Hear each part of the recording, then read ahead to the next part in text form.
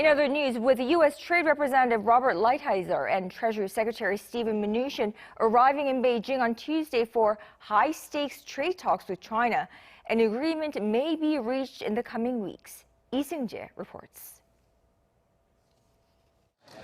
U.S. Trade Representative Robert Lighthizer is in Beijing for the 10th round of high-level negotiations as the two economic powerhouses look for ways to end their trade war.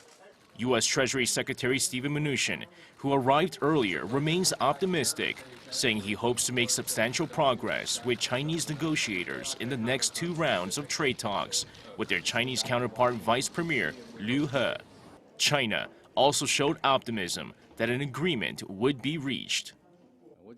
What I want to say is substantive progress had been made on trade talks in accordance with consensus reached by our leaders. Both China and the U.S. will work together and meet each other halfway to reach a win-win agreement based on mutual respect as early as possible. According to the White House Chief of Staff Mick Mulvaney on Tuesday, talks between the two countries aimed at resolving their trade dispute will likely be resolved one way or the other in the next 2 weeks. However, Mulvaney says it doesn't necessarily mean the negotiations will end with an agreement, instead indicating the talks could end in a deadlock once again.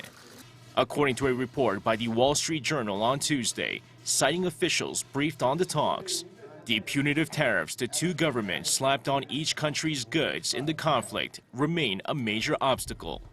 It added that the biggest issue is how much of the tariffs will be removed, as the U.S. wants to leave some in place as a tool to enforce the agreement. Aside from the tariffs and enforcement, the U.S. negotiators are looking for solutions in other areas, which include persuading China to provide greater access to China's cloud computing and agricultural markets. Beijing, meanwhile, may be seeking all U.S. tariffs to be lifted before any further discussions take place, suggesting the negotiations are far from over. Seung-jae, Arirang News.